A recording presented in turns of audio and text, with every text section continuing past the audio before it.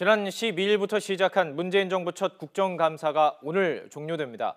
13개 상임위원회에서 종합국감을 진행하고 있는데요.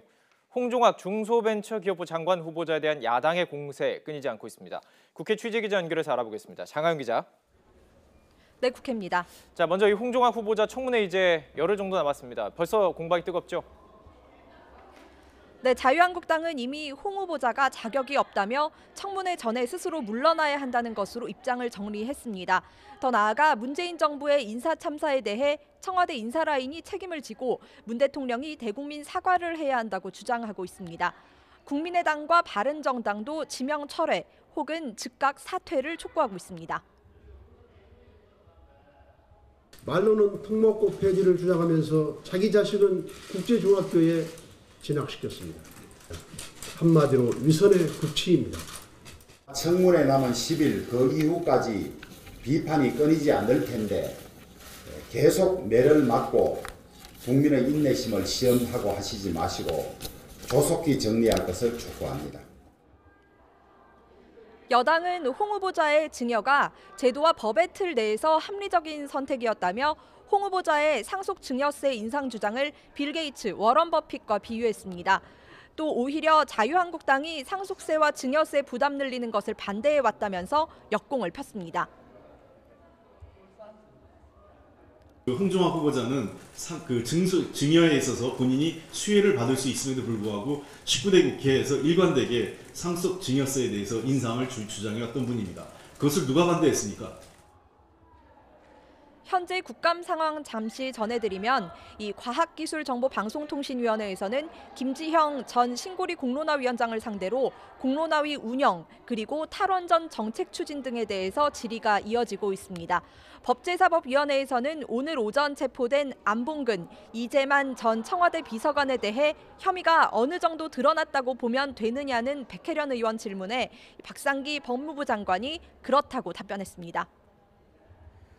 네, 국감 곧 마무리되는데요. 여야의 20일 동안에 치러진 이번 국감 성과 어떻게 보고 있습니까? 네, 먼저 여당은 이명박 박근혜 정부 10년의 불공정과 적폐를 국감을 통해 드러냈다고 자평하고 있습니다.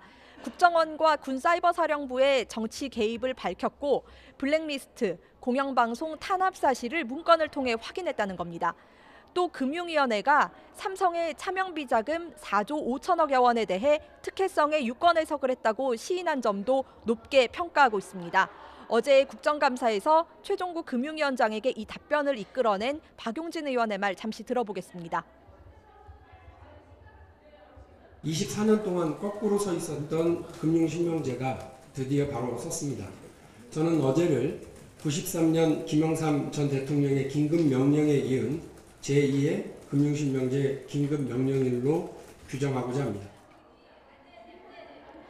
내일 문재인 대통령이 예산안과 관련해 국회 시정연설을 하게 되는데 여당은 이제 예산안 통과에 전력할 걸로 보입니다.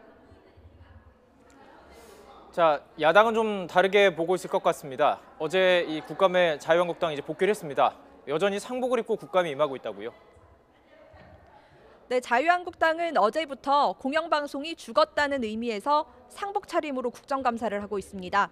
이번 국감 내내 문재인 정부의 공영방송 장악 시도를 부각하는 데 주력했는데 오늘 아침 회의에서도 현 정부가 한풀이식 정치 보복을 하며 국민을 편가르고 있다고 비판했습니다.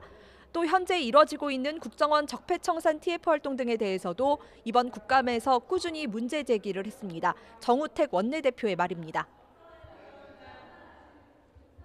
법적 권한도 없는 좌파 시민단체 출신 인사들이 국정원 메인 서버를 들여다보면서 문재인 정권의 유리한 자료들만 쏙쏙 뽑아내서 정치 보복에 활용하고 있지 않습니까? 국감 기간 내내 오늘의 국감의원을 선정하며 문제 해결 정당으로서의 면모를 부각하려 한 국민의당도 적폐와 신적폐 싸움을 뛰어넘어 정책 국감을 주도했다고 자평했습니다. 바른정당은 국정감사 때 지적만 하고 이 후속 조치가 안 되는 경향이 있는데 정기국회가 끝나도 이슈를 추적해서 조치하자고 다짐했습니다. 지금까지 국회에서 YTN 장하영입니다.